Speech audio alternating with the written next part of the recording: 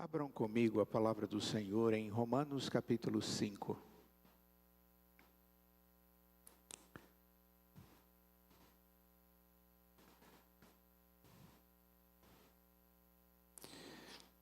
Eu vou ler esses dois primeiros versos do capítulo 5 de Romanos,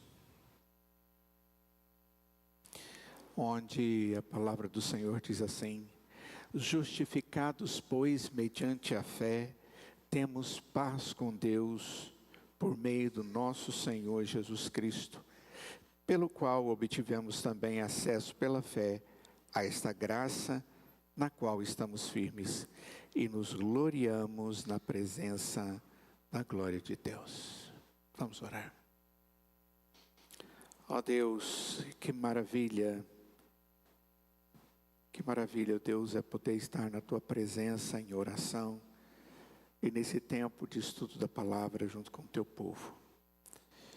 Nós exaltamos ao Senhor como Deus supremo acima de todas as coisas e nós agradecemos porque o Senhor, apesar de toda a Sua glória, vem ao nosso encontro e trata-nos com a Tua verdade, nos move através do Teu Espírito.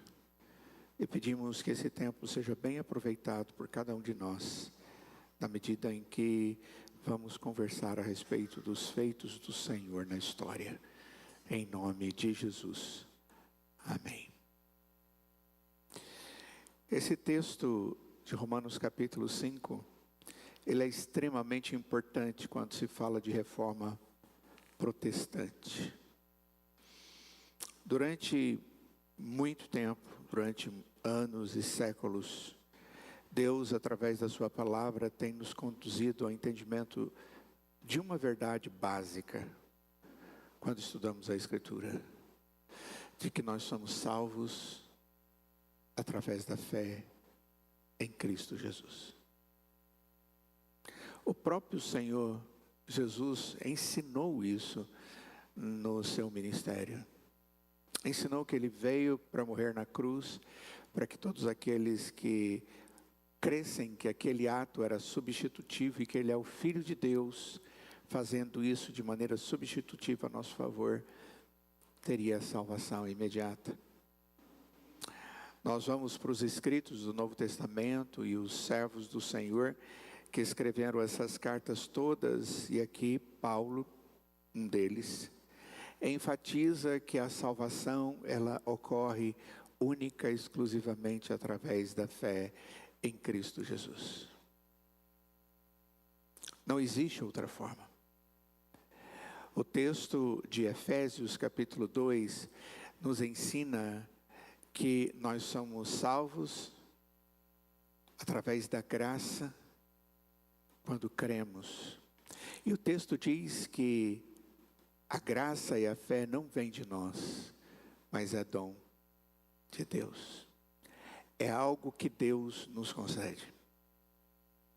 Isso é tão simples, mas ao mesmo tempo, quando se fala a respeito de teologia da história da igreja, nós vamos ver que essa foi uma verdade tremendamente afetada. E que levava muitos servos de Deus durante a história a questionar os caminhos que a igreja estava tomando, na medida em que a igreja estava ensinando que a fé era importante. A obra de Jesus era fundamental, mas havia alguns outros elementos que eram importantes também. Isso aconteceu porque durante o desenvolvimento da história, a própria igreja do Senhor Jesus, única, que era uma só, aquela que veio de Jesus, dos patriarcas da igreja cristã, dos ensinos dos apóstolos e dos profetas, foi uma igreja se distanciando dos princípios de Deus e exigindo das pessoas algo mais do que crer em Jesus para serem salvos. Um dos problemas foi dizer que era importante crer, era importante depender da graça, mas a graça dependia da igreja. E a fé só podia ser expresso através da instituição chamada igreja. E deixa assim de aplicar um dos princípios fundamentais da fé cristã, que é crer em Jesus para ser salvo, e a fé é dom de Deus, é graça do Senhor sobre a nossa vida. Depois outras doutrinas foram sendo associadas, e tudo isso levando a vários ensinamentos não bíblicos. Uma vivência do povo de Deus, da igreja do Senhor Jesus, distante daqueles princípios básicos que a Escritura ensinava.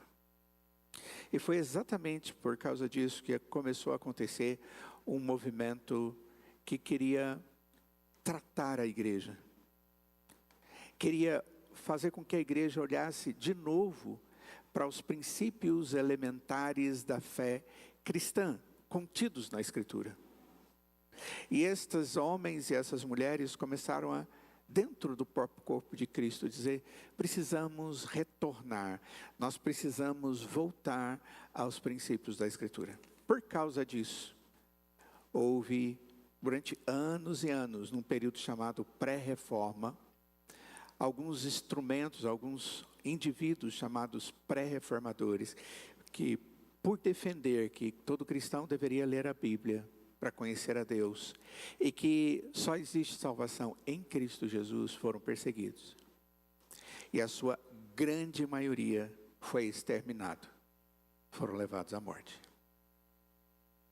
Quando a gente vai para a história e vê ali por volta do ano de 1500, nós vamos ver já várias pessoas, inclusive dentro da igreja, questionando a forma com que a igreja estava tratando o perdão dos pecados, que é fruto da fé em Cristo. Quando nós cremos no Senhor Jesus, aquele que no Evangelho de João, no capítulo 3, o Senhor fala um dos versos mais conhecidos por nós. Lembra João 3,16? Como é que é? Porque Deus amou o mundo de tal maneira que deu o seu Filho unigênito, para que todo aquele que nele crê não pereça, mas tenha a vida eterna. João capítulo 3, verso 16. Uma verdade simples. Quem falou essas palavras? O próprio Senhor Jesus. O próprio Senhor Jesus. Falando a respeito do amor de Deus e da salvação daquele que crê em Jesus, aquele que dizia essas palavras. Isso foi fundamental para questionar o coração daqueles que viam, naquele momento histórico, uma igreja que sugeria, por exemplo, que você não tenha os seus pecados simplesmente por crer em Jesus, mas você precisa pagar por isso. Você precisa depender da igreja, e uma doutrina foi trazida ao âmago para trazer medo às pessoas de quererem, para poderem ficar na igreja e não serem tirados da igreja. Mas a exclusão de alguém da igreja, porque só na igreja havia salvação. E não é um princípio da Escritura, mas era algo que trazia receio. E a igreja dizia: salvação vem através desse pagamento, conhecido como indulgência. Isso foi a gota d'água. A reforma aconteceu por causa das indulgências? Não. É o que mais se fala, porque foi um fato histórico verdadeiro. Mas isso era o clímax de um povo que lia a Escritura, que entendia a necessidade de Cristo nas suas vidas, para que tivessem perdão dos seus pecados, certeza da vida eterna, em Cristo Jesus. Em momento algum nós vamos encontrar nesse movimento pessoas que queriam criar uma nova igreja. Na verdade, a intenção era fazer com que o povo de Deus se voltasse para as Sagradas Escrituras. Esse era o único objetivo. Só que as coisas foram se tornando cada vez mais difíceis. Historicamente é algo muito, muito complicado. E nós vamos falar um pouco dessa reforma que acontece no século XVI, mais precisamente no marco histórico de 31 de outubro de 1517. No dia seguinte, era o dia conhecido como o Dia de Todos os Santos. Então, as pessoas iam à igreja, cada uma num dia que ela queria, porque ela tinha um santo. E ela ia à igreja nesse dia especial. No dia do seu santo, ele ia. Só que nesse dia anterior ao dia 1º de novembro, que era conhecido ao Dia de Todos os Santos, um jovem monge, um rapaz que era professor de teologia, que estudava profundamente a Escritura, conhecia as línguas originais. Ele havia tido uma experiência especial com Deus, através da leitura desse texto da Escritura. Justificados, pois, pela fé, temos paz com Deus, por meio de nosso Senhor Jesus Cristo. Martinho Lutero, ele era um homem piedoso. E ele se martirizava na expectativa de encontrar diante de Deus misericórdia pelos seus pecados. Porque ele reconhecia que era pecador. Ele sabia, apesar de estar dentro de um mosteiro, de que ele vivia momentos onde a sua mente levava ao pecar e ele buscava redenção através dos seus atos de autopiedade. Até que um dia, depois de ter conversado com um superior, que lhe mostra a salvação através da fé em Cristo Jesus, ele lê esse texto da Escritura e isso fala alto ao seu coração. Algo deu errado. Tente novamente. É o celular conversando comigo, me desculpem. Tente novamente. E ele creu no Senhor Jesus. E ele começou a ler a Escritura e viu que a Escritura é cheia dessa informação. A carta de Paulo aos Romanos fala o tempo inteiro. Os evangelhos, quando apresentam Jesus, apresentam exatamente como Salvador. E ele chegou à conclusão: o que a Escritura diz é algo que nós precisamos retornar. Porque era aquilo que se cria através das informações e o ensinamento do Senhor Jesus. Então ele começa a questionar. E como no outro dia haveria uma grande afluência de pessoas à sua paróquia, à sua igreja, como nós aqui, ele coloca 95 afirmações a respeito da fé e da importância de Cristo Jesus como Salvador. E questiona todo o ensinamento que é dado além disso. Além disso. Ele ensina, por exemplo, que para eu chegar à presença de Deus, basta eu orar em nome do substituto, do Cordeiro de Deus que morreu em nosso lugar, em nome de Jesus, para que Deus ouça. Ele não precisa mais de alguém para ele chegar diante de Deus e confessar os seus pecados. Essa foi uma doutrina desenvolvida na fé reformada chamada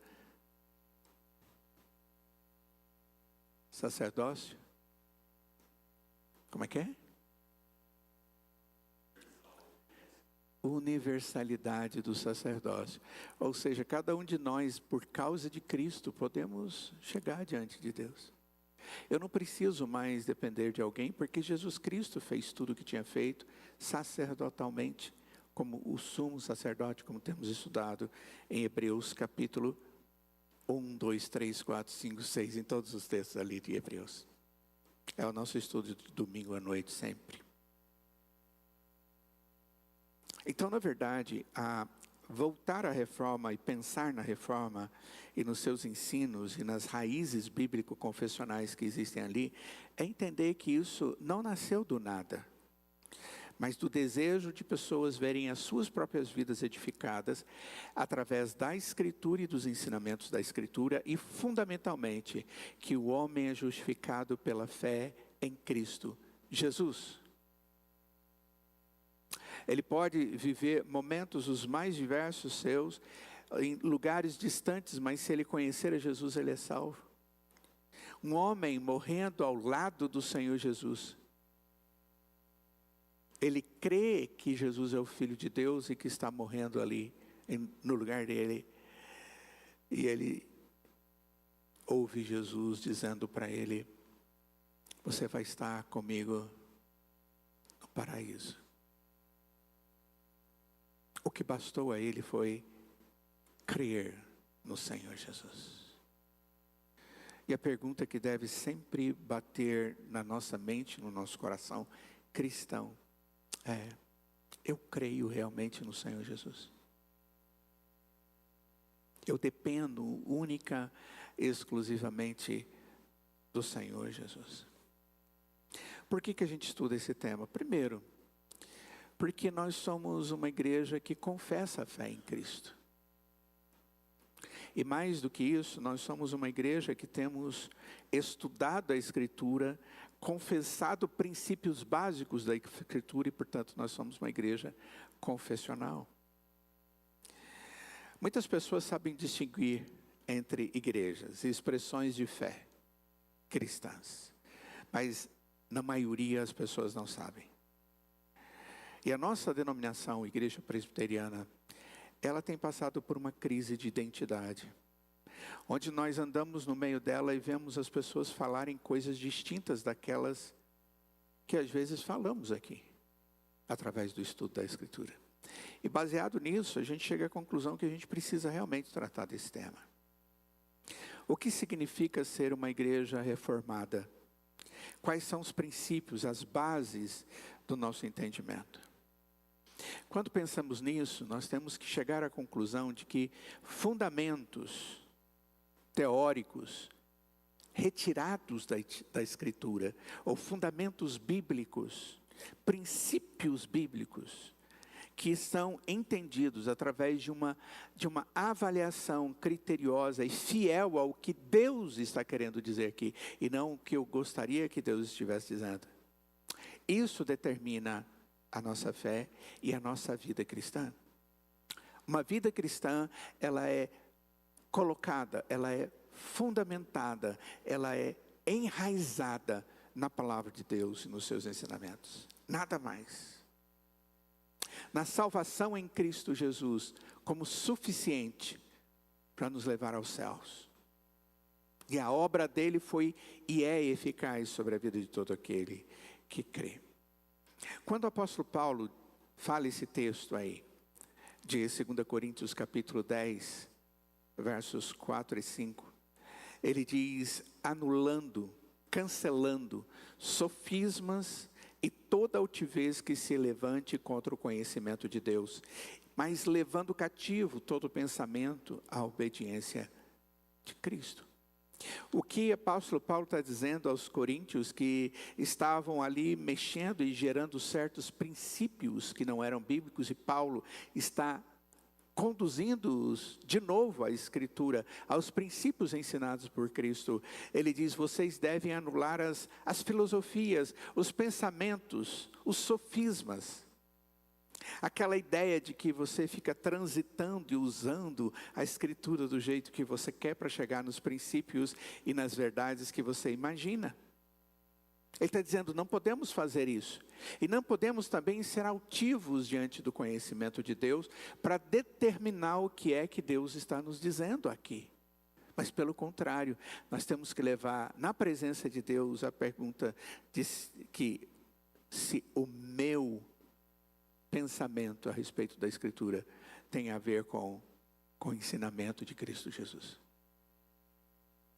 Essas são as palavras do apóstolo Paulo.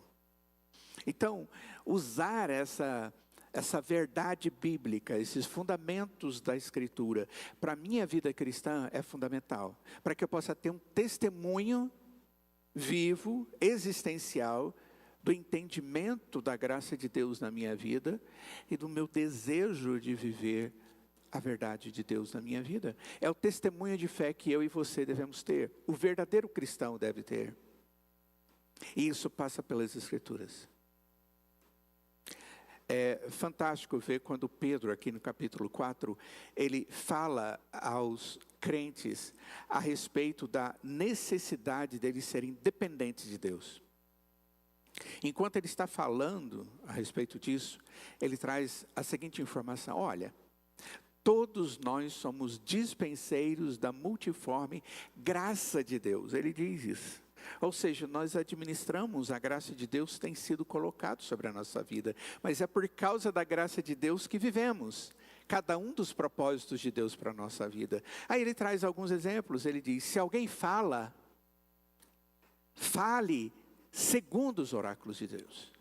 Se alguém serve, sirva no poder de Deus. Ele está dizendo que não existe cristianismo e vida cristã e desempenho do ministério cristão na minha convivência eclesiástica com o povo de Deus, onde quer que esteja, dissociado de Deus, da sua verdade, do seu poder e da sua graça sobre nós. Ninguém pode fazer nada a não ser na dependência daquele que nos faz mordomos, ou seja, aqueles que administram coisas que não são nossas, mas é dada por Deus para a gente administrar. A própria vida que temos. Acho fantástico e talvez um dos exemplos que poucas vezes nós olhamos para ele, até mesmo os nossos filhos são herança de Deus. Para que nós possamos administrar e fazer com que os nossos filhos conheçam o Deus da graça. Essa é a função nossa. E tudo isso tem que ser segundo a Escritura e a Palavra de Deus. Então vamos olhar um pouquinho para a história das nossas raízes bíblico-confessionais. Eu pus uma árvore bem bonita aí com as suas raízes. A gente normalmente vê só a árvore. Essa época do ano, nós aqui do centro-oeste dessa região, aqui nós temos o grande privilégio de ver uma árvore que dá flores muito bonitas. Sabem do qual eu estou falando, né? E cores diversas. Tem uma rua, uma avenida, se não me engano, aqui em Goiânia, que o ano passado eu passei nela, eu nunca tinha passado naquela rua. E ela tem uma fileira dessas árvores, desses ipês. E vai embora. E as folhas vão caindo no chão. E vai virando um tapete naquele lugar. Perigoso para motoqueiro para caramba, para deslizar. Mas quando você olha tudo aquilo, puxa vida, como é bonito. Como é lindo aquilo. E vocês sabem que eu sou um amante da fotografia. E eu gosto de fotografar coisas dessa natureza. Por isso que dentro do meu carro sempre está a minha câmera fotográfica. Porque às vezes eu paro simplesmente para pegar uma coisa e tirar foto, né, Emerson? Um dia à noite lá na fazenda dele, fomos num lugar e voltando de carro e aquela lua lindona. Eu desci e fui tirar foto de tudo quanto é jeito. Da natureza, de uma árvore na frente da lua e ela passando pelaquela árvore. Eu tenho essas fotos. Quando eu olho para a árvore e vejo a beleza dela, eu tenho que imaginar, eu tenho que entender que a árvore é muito mais do que aquilo que eu vejo. É muito mais. Para ela estar ali naquele lugar, fixa, sofrendo todas as intempéries da vida, o vento, a seca, a chuva forte, ela precisa estar bem fundamentada. Para isso, ela precisa crescer tanto para cima quanto para baixo. E as suas raízes são aquelas que vão alcançar água para trazer nutrientes. As suas raízes são aquelas que dão sustentabilidade para a sua aparência de beleza. Ou os seus frutos que vão aparecer ali. E nós estamos na época da manga, né? Não é isso? Está começando, as mangueiras começam a ficar meio coloridas. E você diz, que maravilha. Mas é uma árvore que só existe porque existem raízes. A vida cristã, ela precisa ter essa raiz. A Escritura fala a respeito disso. Paulo, em Colossenses capítulo 2, ele fala a respeito de que nós somos edificados e enraizados em Cristo Jesus. a verdade de Deus. Porque se não for ali, nós não vamos produzir a beleza do cristianismo, da fé. Não vai ser expresso na nossa existência as coisas que precisam ser fundamentais. A beleza de um cristão não está na estética da sua vida, mas na estética do seu comportamento e da demonstração da sua fé no seu dia a dia. E eventualmente, quando alguém olha para um cristão e vê ele reagindo, agindo, se protegendo, tendo a verdade de Deus como o sustento, e percebe que ali existe paz, existe esperança, existe alegria, porque Cristo é a sua alegria, é o Senhor. Alegrai-vos no Senhor. Outra vez digo, e nós damos esse testemunho, nós mostramos a beleza da fé cristã através da nossa vida cristã, é porque nós temos retirado de algum lugar tudo o que é necessário para que isso ocorra. E isso vem da Escritura, da Palavra de Deus. O fundamento é o ensinamento de Cristo. Quando o Senhor Jesus Cristo fala a respeito da igreja, quando Ele fala no Sermão do Monte a respeito das nossas vidas, e depois, terminando o Sermão do Monte, Ele diz algo que precisa ser compreendido. Ele fala de uma casa que é construída sobre o fundamento ali, que é a rocha, e aquela que não é. Ele diz de intempéries, vem ventos fortes, vem água, vem correnteza. Ele diz, a casa que está em cima da rocha, do fundamento, ela fica de pé. Ele diz, os meus ensinamentos são como aquele que constrói a sua casa sobre a rocha.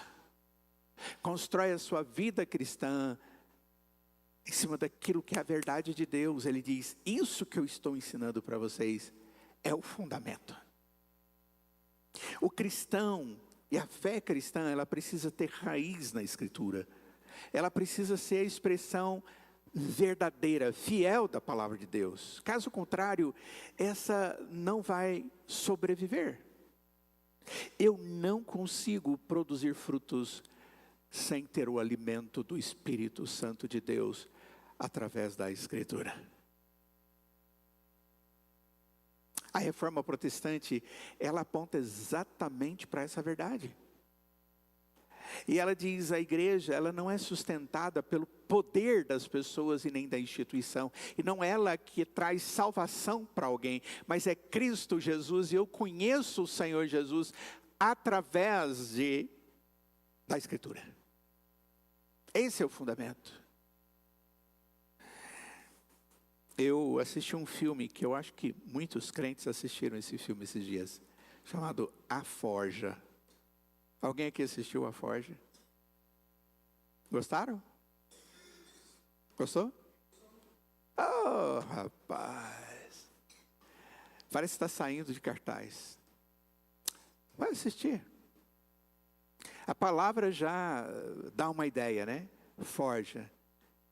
Local onde você coloca o metal e vai forjá-lo e prepará-lo para ele ser alguma coisa. Que coisa boa aquele filme. Não é à toa que ele teve tanta audiência. Ele bateu recorde no nosso país. O que me impressionou foi a forma tão simples, objetiva, clara, a respeito do que significa a fé em Cristo e os frutos dela na vida daquela pessoa. A ponto dela se tornar um instrumento nas mãos de Deus. É um baita de um desafio para nós. A fé cristã, ela verdadeiramente aponta para aquilo que Cristo produz em nós. Homens e mulheres produtivos a partir da graça de Cristo. Que são usados por Deus para irradiar a luz que é Cristo Jesus. A palavra de Deus diz que nós somos luz para fazer isso. Mas a luz não somos nós mesmos, é o próprio Senhor Jesus que reflete em nós. Então, quando a gente vai para a história da igreja, e vai para o ensinamento das Sagradas Escrituras, e vê uma igreja procurando de novo a Escritura, nós vamos ver que Deus está firmando aquilo que é dele. A igreja é dele. Ele é o cabeça da igreja. Ele é o fundamento da igreja. Ele é a verdade da igreja. Nele existe poder. Em seu sangue existe salvação. No seu espírito existe convencimento, consolo, graça suficiente para que possamos viver e sermos aqueles que mostram a beleza de Cristo através da sua vida. Falar da história da fé reformada é falar da história de um povo que brigou e sofreu na carne por defender o retorno às Sagradas Escrituras. Nós vimos agora mesmo o testemunho de Pedro. Olha só o testemunho que Paulo traz em um único verso a respeito do Jesus que ele crê. 1 Timóteo capítulo 3, verso 16. E ele diz: evidentemente, grande é o mistério da piedade. O mistério da comunhão com Deus e da dependência de Deus e aquele que faz o que é correto diante de Deus. Grande é o mistério da piedade. Aquele que foi manifestado na carne, foi justificado em espírito, contemplado por anjos, pregado entre os gentios, crido no mundo e recebido na glória. Eu acho fantástico. Paulo pega a sua teologia, que ele fala nas suas cartas todas, ele pega todo o ensinamento, ele num verso sintetiza tudo, e mostrando em tudo Cristo Jesus. Esse foi aquele que foi manifestado na carne, apesar de ser Deus.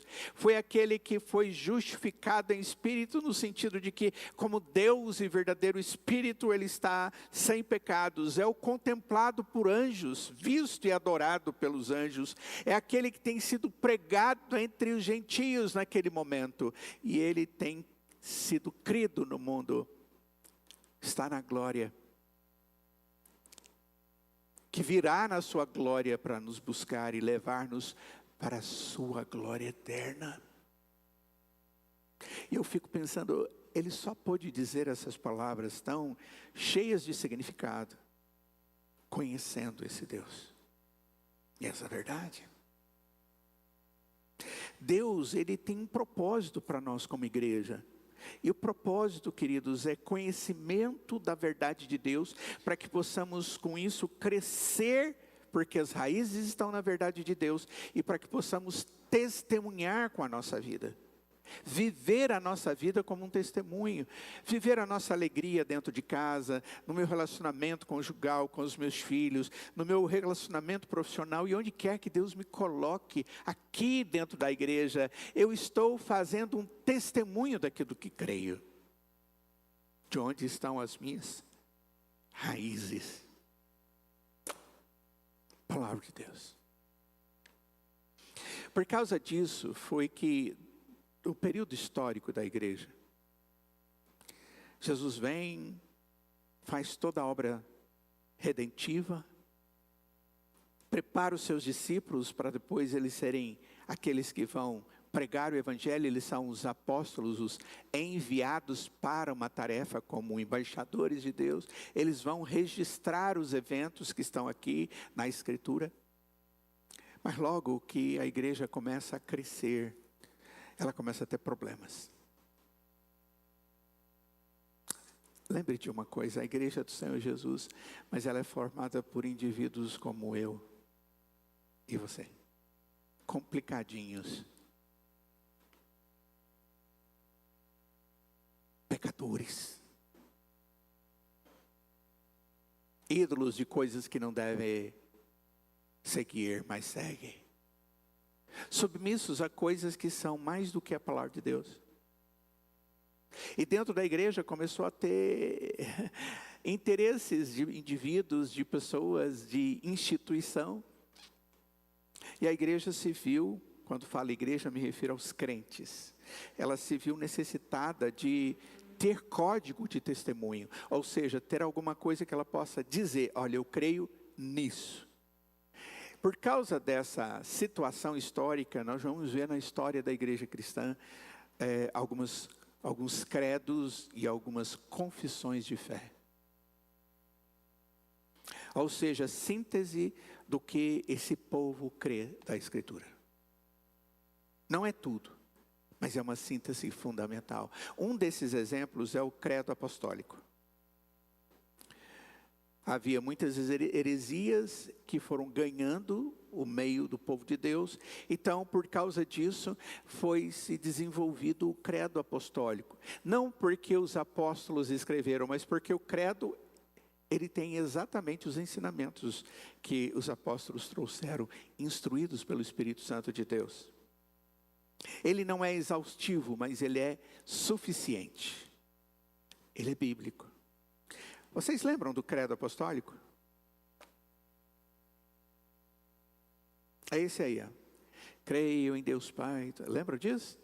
Na minha época, para me tornar membro da igreja, na minha preparação, a gente tinha que decorar o credo apostólico. Alguém aqui teve que decorar? Alguns aqui mais antiguinhos, né? Como eu. Outros não tanto, outros mais. Mas muito interessante. Aí você falava, puxa vida, para que eu tenho que fazer isso? E eu entendo. Era para que eu pudesse saber o que eu creio diante das necessidades da minha fé. É uma confissão. E também um sustento daquilo que creio. Não só falar, creio em Deus Pai Todo-Poderoso, Criador do céu e da terra, mas saber o que isso significa. Isso aqui, queridos, é documento da história cristã. Só que não, alguns dizem, eu não posso dizer isso porque isso é catolicismo. Isso não é catolicismo, porque é história cristã. A igreja do Senhor Jesus conhecia esse credo. E ela citava o credo. E faziam isso para relembrarem aquilo que a Escritura fala.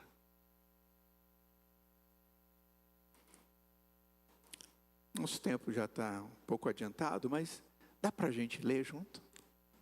Dá? O tamanho da letra aí dá? Então vamos lá.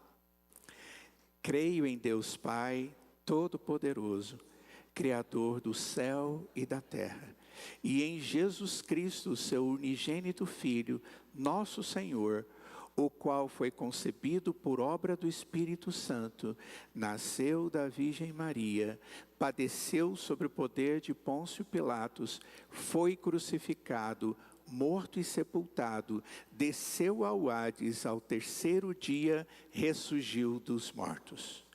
Subiu ao céu e está à direita de Deus Pai, Todo-Poderoso, de onde há de vir julgar os vivos e os mortos. Creio no Espírito Santo, na Santa Igreja Católica, na comunhão dos santos, na remissão dos pecados, na ressurreição do corpo e na vida eterna. Você está falando da Trindade, você está falando da salvação, você está falando da igreja, você está falando da obra do perdão dos nossos pecados, e está falando do produto final, a vida eterna. Alguns dizem é difícil falar por causa desse negócio da Santa Igreja Católica. Essa expressão católica significa universal, é o ajuntamento dos cristãos, não está se referindo a uma denominação. E em momento algum, até mesmo quando isso aqui foi criado, não havia igreja instituída no termo de igreja católica e muito menos romana. Isso aqui é um credo cristão, histórico, foi importante para a igreja, porque havia ensinamentos, e se o ensinamento ele quebrasse isso aqui, espera aí, não dá. Eu creio na igreja que é do Senhor Jesus, é dele. Eu creio no Espírito Santo, eu creio em Cristo e toda a sua obra. Eu creio que Ele ressuscitou dentre os mortos. E eu creio que porque Ele ressuscitou, nós também ressuscitaremos e teremos vida eterna. Agora, se alguém disser que não é só crer no Senhor Jesus que eu vou ser salvo, ou precisa alguma outra coisa, ei, aqui está dizendo, e foi tirado da Escritura. Quer ver onde a Escritura diz isso? Então, os credos, eles tiveram uma função muito importante num período onde as pessoas estavam começando a estudar. Esse é o período onde as cartas, os evangelhos estão sendo ajuntados. E aí as pessoas que estudam começaram a estudar para entender. Era coisa difícil, não era fácil. Por exemplo, como compreender em um só Deus tendo três pessoas, Pai, Filho e Espírito Santo? Não é tão simples assim. E onde a Escritura diz, pegar de Gênesis a Apocalipse, o que fala a respeito disso. Esse Jesus tem a mesma substância do Pai e do Espírito. Os três são Deus, nenhum é maior nem menor. Tem funções diferentes, mas é um único. Por causa dessa dificuldade, teve uma controvérsia, uma luta de ideias naquela época, chamada controvérsia cristológica. E vão ter várias doutrinas, vários problemas. E por causa dessas doutrinas erradas que iam crescendo, e essas pessoas iam se juntando, achavam, mas é legal, acho que isso aí é correto. É mais ou menos o que a gente está vivendo aqui. E sempre teve na história. Põe Jesus como menor. Ele é maior do que o homem, mas menor do que Deus. Não, a Escritura está dizendo que Ele é Deus. Eu e o Pai somos um. Eu estava desde o princípio, e todas as coisas foram feitas por Ele. Sem Ele, nada do que foi feito se fez. Ele é Criador com o Pai e com o Espírito. Ele é eterno. Quem me vê a mim vê o Pai, o Senhor Jesus disse isso. Mas essas coisas, elas foram sendo estudadas. Essas pessoas, esses teólogos iniciais, você fala, eles fizeram isso, puxa vida, como pode dizer isso? Hoje para mim é fácil dizer isso, né? Mas naquela época eles estavam tentando compreender. Mas alguns, tentando compreender, construíram heresias. E virava e mexia, a igreja precisava se ajuntar, igual aconteceu. Agora mesmo eu vou mostrar para vocês em Atos 15. Diante de uma controvérsia dentro da igreja, vamos resolver esse problema. Vamos nos assentar, vamos nos lembrar o que Deus ensinou, o que já está no Antigo Testamento, o que está sendo escrito agora, vocês que participaram aí, e vamos chegar a uma conclusão e pastorear a igreja e tirar o errado. Essa foi uma metodologia que Deus propôs na Escritura para nós. Pois não, querido? Credo.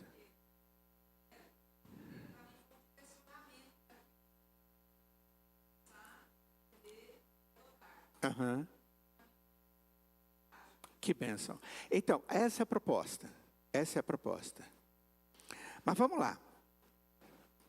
Para que isso pudesse ser compreendido e pudesse se tornar um acontecimento histórico contínuo, nós vamos ver que esses concílios começaram a acontecer.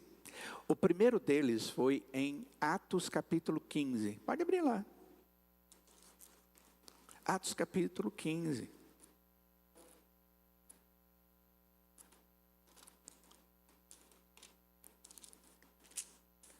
Eu nunca tive uma Bíblia com folhas tão finas. Atos capítulo 15.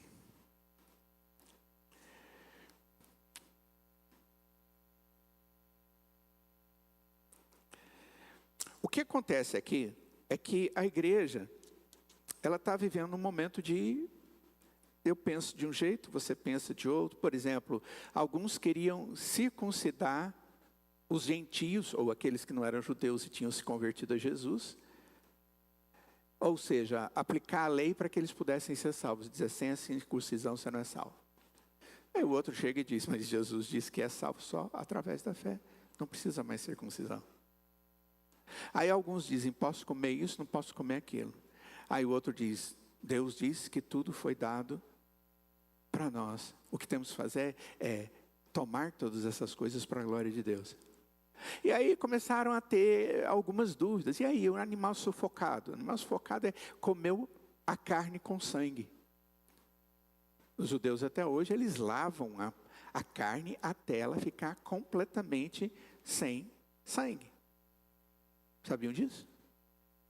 Seus matadouros, que são credenciados por ele, sempre tem um que fica lá vendo se o processo é feito todinho. Porque se comer carne com sangue, condenação do Senhor. Então, eram dúvidas que eles tinham. E aí, eles vão se ajuntar. E o texto vai nos mostrar, aqui no capítulo 15, no verso 2, dizendo assim: tendo surgido um conflito e grande discussão de Paulo e Barnabé, Paulo e um discípulo dele, com eles, foi resolvido que esses dois e mais alguns fossem a Jerusalém, aos apóstolos e presbíteros, para tratar desta questão.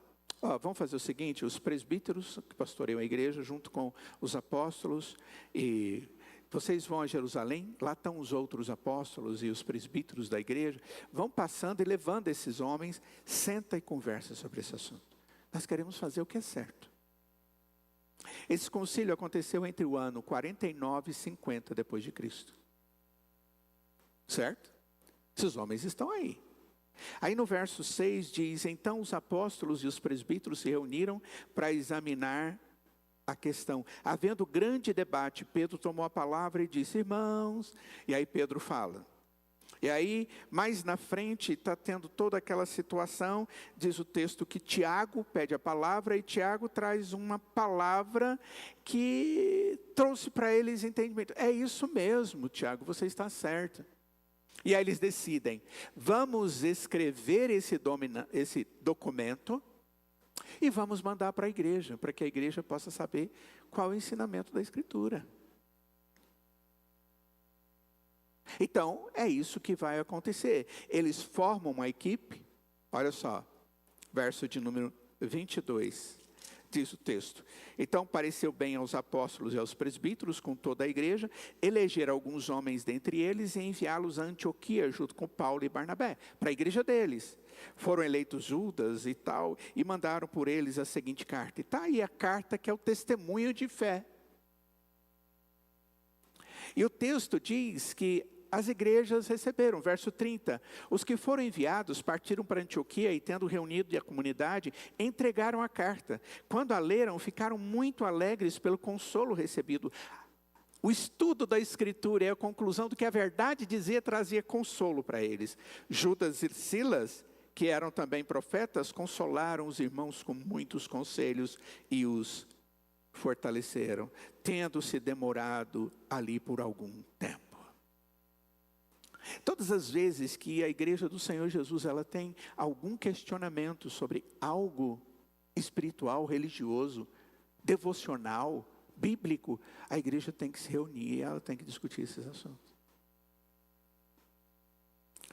Esse princípio, ele foi um princípio muito importante no começo da igreja. Então, a partir daí, houveram alguns concílios para resolver problemas, controvérsias. Os principais deles foram Niceia, Constantinopla, Éfeso e Calcedônia. Você diz, por que esses 4 foram tão importantes? Tiveram outros? Tiveram. Por que eles foram tão importantes no início da igreja? Porque a igreja estava se dividindo por causa de ensinamentos errados. E, por exemplo, o ensinamento a respeito da pessoa de Jesus. Jesus, ele é 2/3 Deus e 1/3 homem. Nestorianismo, Nestor pensou isso, ensinou para as pessoas disseram, não, essa é a melhor resposta. Só que a Bíblia não diz isso. E aí vem outro, Ário, e vai dizer que Jesus não é nem Deus e nem homem, ele é um semideus. E aí vem Paulo de Samosata e diz outra coisa.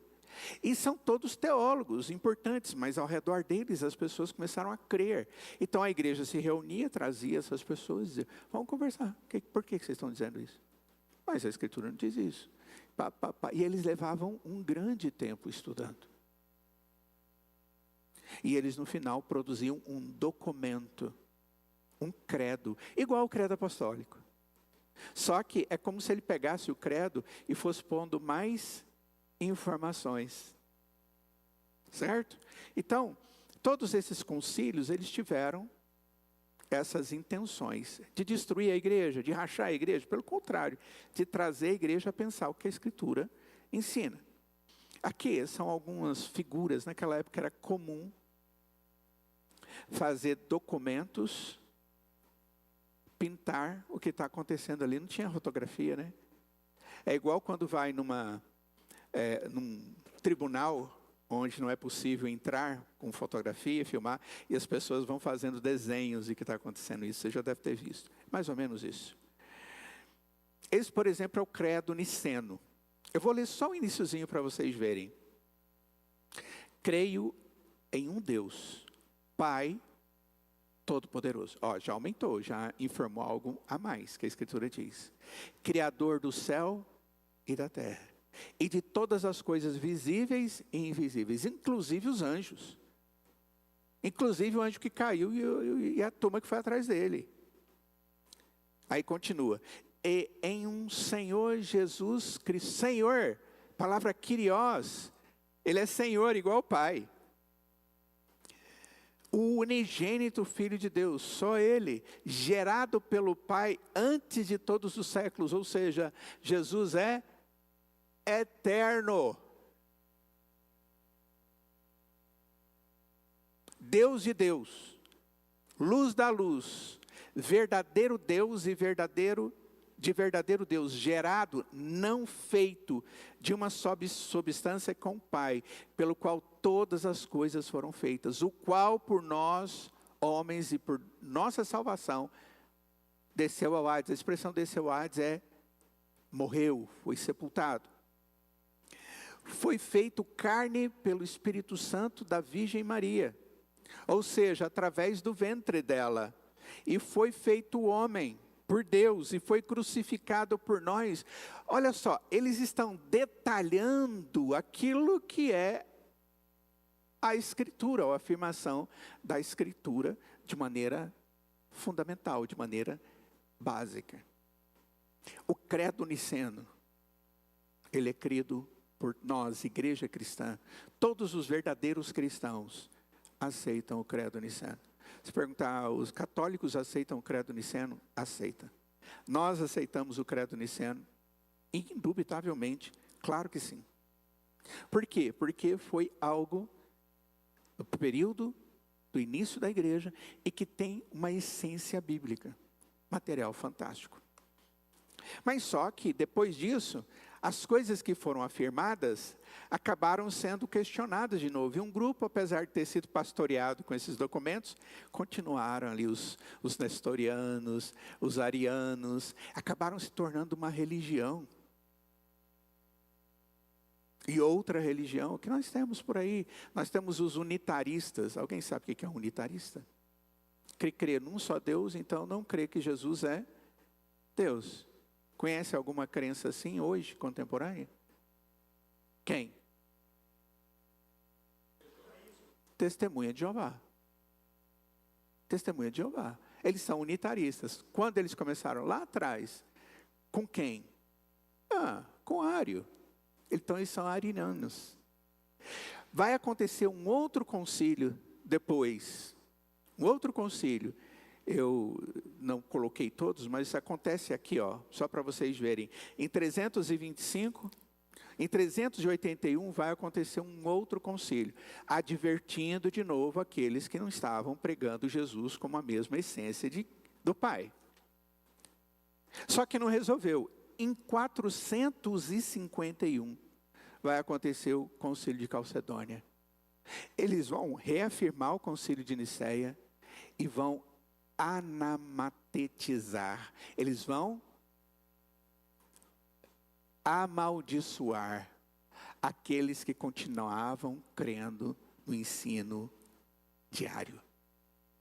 Vai dizer, olha, esse não é um ensino, eles não fazem parte da igreja, eles estão fora da igreja. Não temos como fazer nada. Eles vão ter a vida deles. mas eles não podem ser chamados de cristãos. E não são cristãos. Isso acabou trazendo uma saúde para a igreja que estava sendo contaminada por um ensino muito ruim. É só para que vocês entendam que isso foram instrumentos que Deus acabou usando dentro da igreja, para que pessoas pudessem compreender a sua verdade. A reforma protestante, ela vai acontecer também nesse intuito, da releitura, do retorno à Escritura, porque muitas coisas haviam sido inseridas nas doutrinas que não tinham fundamento bíblico. Não tinham. Eu me lembro, por exemplo, de uma figura, eu tenho até em casa, naquela época, a mão de Deus, e saindo da mão de Deus o poder e a graça. E aqui estava o indivíduo que vai receber a graça. Então, a graça de Deus, ele passa o mediador. Tem uma coisa aqui no meio entre Deus, a graça, e o indivíduo que recebe a graça. Esse mediador é a igreja. Tipo, é a igreja que derrama graça. Eu dependo da instituição para ser salvo. Isso foi desenvolvido na Idade Média. Um pouco mais à frente ainda, na Idade Média, a figura muda. Aqui está Deus e está descendo graça e salvação por causa de Cristo. Aí, alguém tem que estar na igreja. Mas a partir da igreja, sai a graça de Deus, dependendo da igreja, e passa na mão de alguém antes de chegar no cristão. E esse alguém que foi inserido, Maria. Ela é mediadora, intercessora. Encontra na Escritura uma única expressão disso. Você não vai encontrar. São vários princípios que vão sendo inseridos. E aí eles, vamos estudar. Se a Escritura disser, tudo bem. Se ela não disser, não. Ela não diz nada a respeito disso. Ela foi bem-aventurada, ela foi escolhida. Ela foi usada de maneira santa pelo Espírito Santo para gerar Jesus. O Deus que se encarna, tem uma natureza humana. Ela gera Jesus, ela não gera Jesus. Jesus foi eternamente, ele sempre existiu. A humanidade dele, sim, foi ali no ventre dela. Ela é mãe de Deus. Essa expressão não está correta. Ela é mãe de Jesus, mas não de Deus, porque ele já é eterno. Aí vem a doutrina que foi muito questionada, chamada Theotokos. Theotokos, Deus, mãe de Deus. Então, são coisas que acontecem durante a história e que biblicamente vão sendo tratados. Chega a reforma protestante então vai revisar tudo. Vai pegar a Escritura e dizer o que a Escritura está dizendo, o que a Escritura não está dizendo. É isso mesmo? Por causa disso, vão acontecer vários concílios, frutos da reforma. Eu trouxe só alguns para vocês aí. Esses são os grandes concílios. A confissão de Augsburg, feita por Philippe Melanchthon, era o companheiro de Martinho Lutero. Quando eles tiveram que defender a fé no Evangelho e que Cristo era o único Salvador, eles fazem a confissão de Augsburg. Lutero não vai para que ele não fosse preso logo depois. Quem vai? Philippe Melanchthon, que escreve a confissão luterana, a confissão de Augsburg. Eles se reúnem, naquela época os reis reuniam os responsáveis pelo Estado e o clero, e eles começam a falar a sua confissão, o que nós cremos à luz da Escritura. E alguns esperavam, estão fritos, vão ser mortos. Pelo contrário, a igreja cresceu naquele tempo, porque a própria liderança da igreja naquele lugar chegou à conclusão de que era realmente o que a Escritura dizia. Vocês têm toda a liberdade de crer e ensinar isso. Confissão belga, dos Países Baixos. Confissão escocesa, de onde vai sair, historicamente, a igreja reformada lá na frente, com John Knox, que é o pai do presbiterianismo. Confissão de Westminster, que é a nossa confissão de fé. A confissão gaulesa e francesa. O livro de Concórdia também são os credos da igreja luterana. Os cânones de Dort, que vão trazer uma resposta aos 5 pontos do calvinismo. E as confissões batistas. Observe bem, de 1530 a 1689. Foram sendo ratificadas. O que essas confissões têm em comum? A Escritura. Retorno à Escritura. O que a Escritura fala a respeito disso? Então, se a gente for falar a respeito desse assunto, nós teríamos aqui uma enormidade de tempo necessário, né? E eu não tenho isso. Aí são só algumas figuras sugerindo como estava acontecendo o Westminster, Synod de Dort, Confissão Belga, Heidelberg, e vai por aí fora. Eu gosto muito do Catecismo de Heidelberg. É um dos melhores materiais de catecismo reformado que a gente tem. Muito, muito bom. Eu tive a oportunidade de estudá-lo em matérias do mestrado. Pois bem, então, a grande característica é retorno às Sagradas Escrituras. Pastor, o que aconteceu na Reforma? Retorno às Sagradas Escrituras. A gente vai encontrar homens como Calvino, que vai escrever uma boa teologia reformada. O livro dele mais conhecido são as Institutas da Fé Cristã. Ele tem livros de exposição bíblica da maioria dos livros da Bíblia, principalmente do Novo Testamento. São excelentes, traduzidos para o português e muito usados como excelente fonte. Teve um discípulo chamado John Knox, um escocês, que volta lá para a Escócia e funda uma igreja chamada Igreja Reformada da Escócia. Da Igreja Reformada da Escócia vai um grupo para os Estados Unidos, ali proclama o Evangelho. Estados Unidos era basicamente um país cristão no seu início, a Nova Inglaterra. Essa foi a principal força naquela época. Daqui sai a igreja presbiteriana. E dessa igreja presbiteriana, nós vamos encontrar a confissão de fé de Westminster e um nomezinho de um missionário presbiteriano que resolveu, jovem, vir para o Brasil pregar o evangelho. Ashbel Green, todo mundo conhece ele por Simonton. Ele vem para o Brasil e através dele, como no seu pastorado, ele vai pregar o evangelho aqui no Brasil. E assim começa a igreja presbiteriana reformada no Brasil, da qual nós fazemos parte. Eu quis fazer uma linha histórica para que vocês pudessem ter entendimento a respeito de quem nós somos. Qual a mensagem da reforma para os nossos dias de hoje?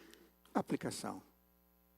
Nós temos que nos lembrar que a reforma, ela resgatou o conceito de pecado. O que é o pecado?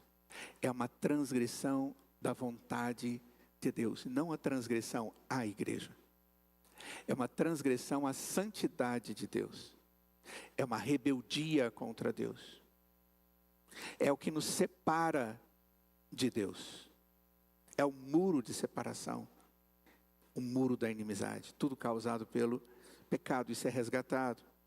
Ela pregou a doutrina da justificação somente pela graça. E pela graça nós temos fé. Eu só posso ser salvo se eu creio em Jesus como Salvador. Onde diz isso? As Sagradas Escrituras. Precisa de mais alguma coisa? Não. Isso vai redundar em alguma coisa na minha vida? Vai. Aquele que crê se subordina. E se subordina a Deus e a sua palavra, ele vai viver uma vida de santidade. A reforma vai resgatar o conceito de autoridade da Escritura. A autoridade máxima do cristianismo é a Escritura. São os concílios? Não. Concílio pode errar, porque ele é feito por homens. O concílio pode ser revisto, as linguagens, as definições? Pode, porque nós continuamos a estudar a Escritura. Então, nós somos confessionais por causa da Confissão de Fé de Westminster. Ela pode ser questionada? Pode, pela Escritura. Você tem que estudar a Escritura, se achar alguma coisa lá, falou, opa, peraí, ó, isso aqui está errado. Por causa disso. Olha o que a Escritura diz aqui. Questiona isso. Institucionalmente, e isso vai ter que ser avaliado. E se nós tivermos pensando de maneira errada, vai ter que ser corrigido. Daí vem a ideia de a igreja reformada sempre reformando. Ou seja, ela é aberta. Aberta ao quê? Às Sagradas Escrituras. Outra verdade, a doutrina do sacerdócio universal dos crentes. O que significa a doutrina do sacerdócio universal? Agora, através de Cristo, eu oro na presença de Deus e eu não preciso de mediador, a não ser Cristo Jesus. Então, aquela ideia de eu precisar me aproximar de alguém, estar num lugar, e essa pessoa vai determinar o que eu tenho que fazer para que eu tenha meus pecados perdoados, biblicamente, Lá em Hebreus é dito que através do sumo sacerdote foi feito um sacrifício para sempre, para que tenhamos acesso ao Senhor. Em nome de Jesus.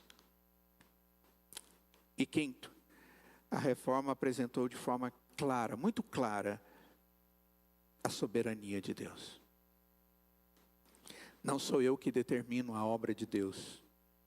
É Deus quem determina todas as coisas, inclusive a graça dele sobre a minha vida.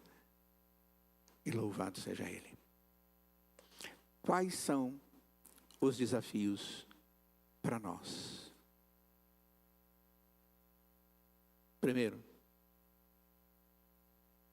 defender a palavra de Deus. E isso é complicado. Para defender a palavra de Deus, eu tenho que conhecer a palavra de Deus. Segundo, eu preciso conhecer melhor os conceitos retirados da palavra. Salvação, Cristo, encarnação, sofrimento, morte na cruz, ressurreição. O que significa cada uma dessas coisas? Por que a gente comemora a Páscoa? É a ressurreição. Por quê?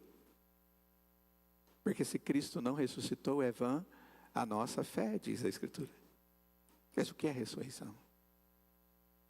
Uma teologia contemporânea diz que ressurreição é quando alguém vê a sua necessidade de Deus, e aí Jesus nasce no seu coração. Isso é ressurreição. Aí você fala, mas e a ressurreição de Jesus lá na história? Não, peraí. Aquilo ali é só uma ideia. Porque aquilo seria algo sobrenatural. Sobrenatural a gente não acredita. São os chamados cristãos liberais, contemporâneos, os racionais. Ah, o mar morto abriu.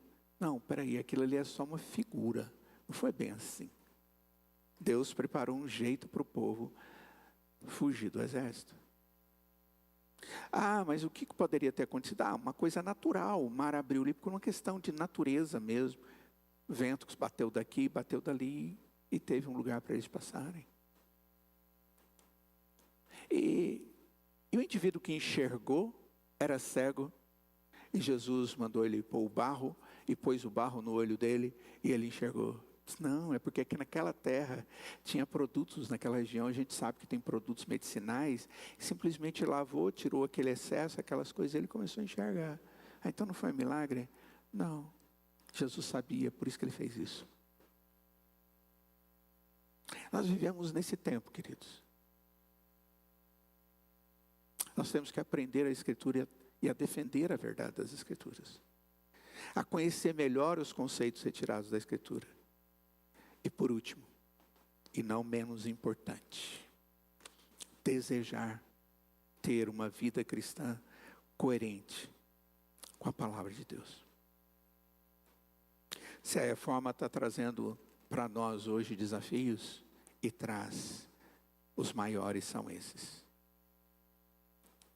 Recebimento da palavra como autoridade, conhecer o que a Escritura ensina, para que eu possa viver como Deus deseja. Que Deus tenha misericórdia e nos abençoe. Alguém tem alguma pergunta? Foi muito conteúdo, né? Em muito pouco tempo.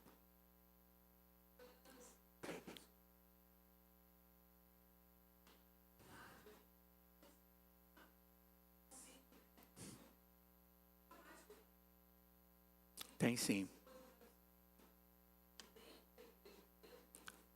Mas eles existem. Tem. Toda vez que um conselho, um presbitério, um sínodo ou um supremo concílio se reúnem, se há qualquer questionamento, ele vai ser tratado. Principalmente no Supremo Concílio. Isso vai subindo, subindo, subindo até chegar lá. Discutir. Denominacional. Denominacional. Geral. Hoje, eu tenho certeza que nós não conseguiríamos isso. Porque, na verdade, naquela época era possível porque era um mundo pequeno, reduzido, né? E vocês viram aqui uma coisa que é muito interessante, e eu assim vou terminar. Os concílios, não é esse. Os concílios, eles vão acontecer, olha a data, Niceia, 325, Constantinopla, 381, Calcedônia, 451. O que ficou definido no Concílio de Niceia, definiu a necessidade de tratar aqui e dizer para eles, cuidado, vocês precisam parar de pensar isso. Por causa disso, reafirmou. Mas só que no Concílio de Calcedônia, em 451, é que eles vão ser ditos, olha, então vocês estão agindo como não cristãos, porque a Escritura não ensina isso. E eles vão fundar aquilo que é o que a gente tem até hoje aí nos unitaristas.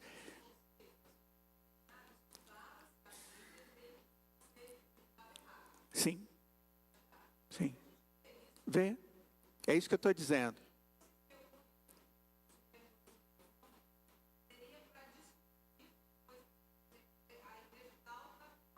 Não. Não. Existem documentos que sobem, que vêm das igrejas e chegam nesse concílio para que possa ser discutido. Por exemplo, um documento que vira e mexe a gente tem lá, a ordenação feminina. Vira e mexe, isso vai para uma comissão e é estudado. Qual a viabilidade bíblica para isso? Por que não? E tem que trazer toda uma resposta. Ou seja, todas as vezes que algum questionamento do que não está sendo feito ou o que está sendo feito existe, o Supremo tem que trazer uma manifestação ou uma decisão a respeito daquele assunto. Certo?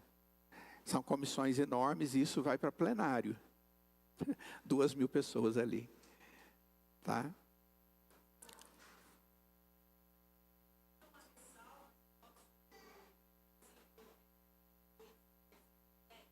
Uhum. Pode ler? 2:10 de Efésios.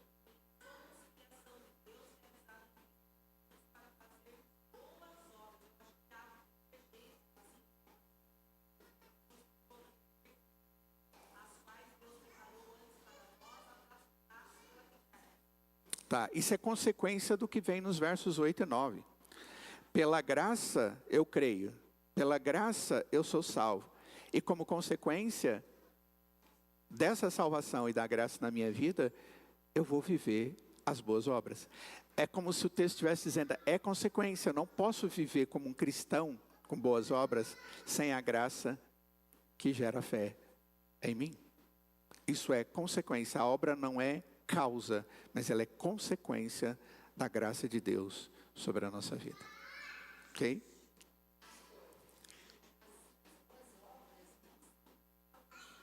Sim. Isso. É consequência da salvação. A gente vê isso claramente em Tiago, no livro de Tiago.